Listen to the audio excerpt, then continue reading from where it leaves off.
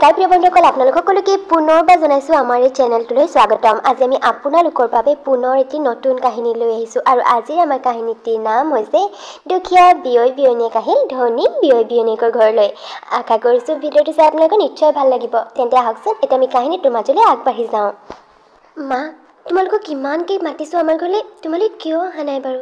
মা আহা, তুমি এটা কাম কৰা নহ'লে দেউতাক ক'বা অহা সপ্তাহতে সময় এটা উলিয়াই অহা সপ্তাহতে তোমালোক আমাৰ ঘৰলৈ আহি যোৱা। আৰু ইয়াতো মা পাপাহঁতে মোক সুধিয়ে থাকে তোমালোক কেতিয়া আহিবা। আৰু বিয়াৰ পিছত আমাৰ ইয়াৰ পৰা মা পাপাহঁত আমাৰ ঘৰলৈ 2-3বাৰমান গ'ল, কিন্তু তোমালোক এদিনো অহা নাই। মা এইবাৰ কিন্তু তোমালোক আহিব নহয় অ' মাজনী, সময় তেনেকৈ মিলাব নোৱাৰোঁ যে। দেউতাৰেও কামৰ পৰা ছুটি নাপায়েচোন। দেওবাৰৰ দিনটোহে অকল বন্ধ পায় আৰু তাতে দেওবাৰৰ দিনটোত দেউতাৰে ঘৰতে য'ৰ ত'ৰ কিছুমান কাম উলিয়াই লয়, গতিকে সেই যাবই নোৱাৰোঁ যাওঁ বুলি ক'লেও। হ'লেও এবাৰ মই দেউতাক ক'ম বাৰু অহা সপ্তাহতে পাৰিলে দিন বাৰ এটা মিলাই যেনে তেনে সময়লৈ যাম। ঠিক আছে মা, কিন্তু চাবা কিন্তু মা এইবাৰ তোমালোকে চিঞৰ আহিবই লাগিব, কিন্তু নহ'লে মই সঁচাকৈ বহুত বেয়া পাম তোমালোকক। হ'ব দে, যাম বাৰু। মই দেউতাক আজি এই কথাটো ক'ম। হৈছে জুৰি আৰু এয়া তাইৰ মাক, মানে তাই যাৰ লগত ফোনত কথা পাতি আছে সেয়া হৈছে তাইৰ মাক। তাইৰ ঘৰ মানে মাকৰ ঘৰ গাঁও এখনত। তাইৰ মাকৰ ঘৰত আছে তাইৰ মাক, দেউতাক আৰু ভনীয়েক এজনী। জুৰিৰ দেউতাক চৰকাৰী বিদ্যালয় এখনতে চকীদাৰ হিচাপে কৰ্মৰত। আৰু আনহাতে জুৰি যাৰ ঘৰলৈ বিয়া হৈছে, অৰ্থাৎ জুৰি গিৰিয়েকৰ ঘৰখন আকৌ হৈছে চহৰত। আৰু জুৰিৰ গিৰিয়েকৰ ঘৰখন তাইৰ মাকৰ ঘৰৰ তুলনাত খুবেই বেছি ধনী। তাইৰ গিৰিয়েকেও খুবেই ভাল পদ এটাত চৰকাৰী চাকৰি কৰে।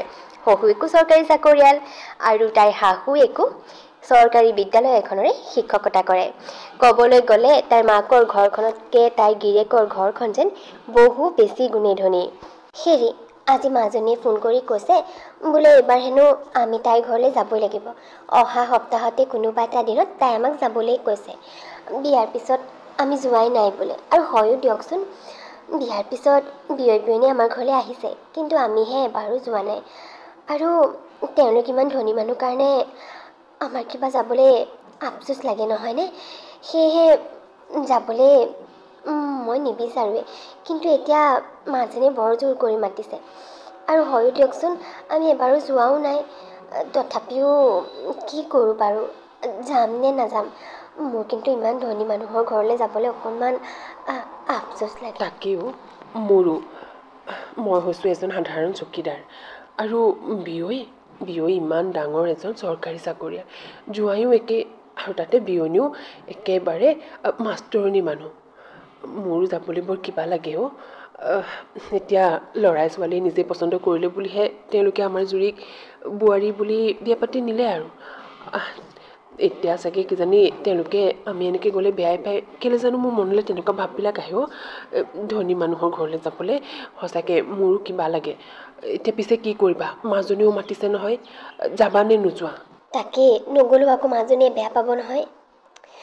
মোৰ হ'লে এনেও যাবলৈ কিন্তু অকণোৱেই মন নাই। আমি ইমান দুখীয়া বুলি ধনী বিয়ৈ বিয়নীয়ে আমাক ভালকৈ মাতবোল কৰে নে নকৰে বা। জুৰিয়ে কোৱা মতে তেওঁলোক বাৰু বহুত ভালেই, জুৰিৰ লগত বৰ ভাল ব্যৱহাৰেই কৰে বোলে।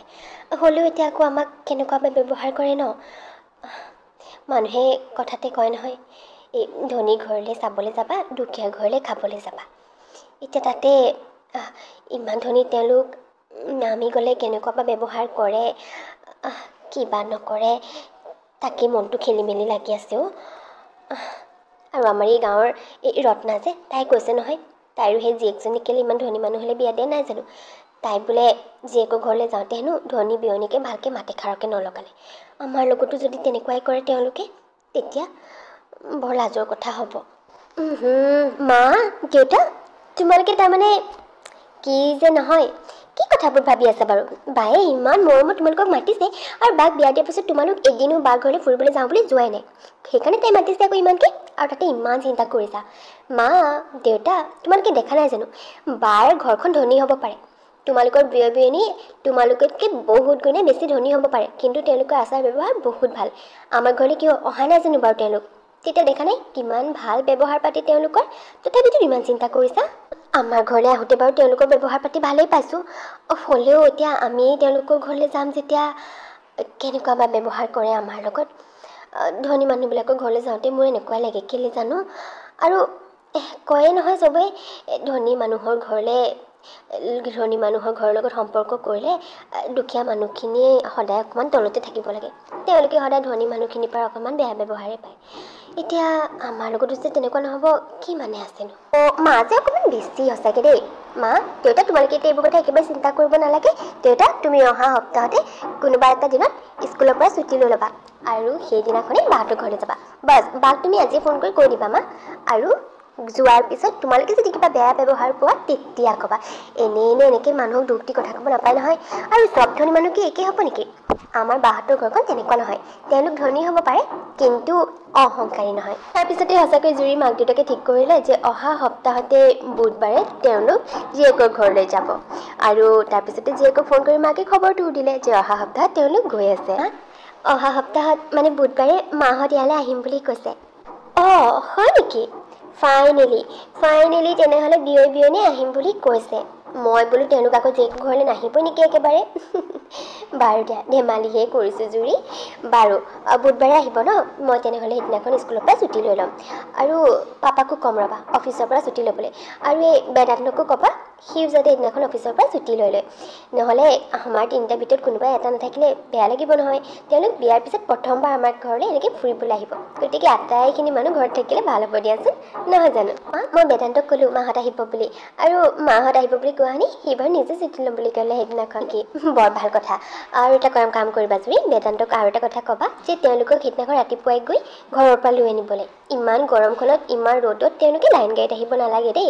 বেদান্তক পঠিয়াই দিবা ৰাতিপুৱাতে। মা, মই বেদান্তক কৈ দিম বাৰু। তেনেকৈ সেইটো সপ্তাহ পাৰ হৈ গ'ল আৰু অৱশেষত সেই দিনটো আহি পালে যিদিনাখন জুৰিৰ মাক দেউতাক তাইৰ বিয়া দিয়া ঘৰখনলৈ আহিব, অৰ্থাৎ তেওঁলোকৰ ধনী বিয়নীয়েকৰ ঘৰলৈ।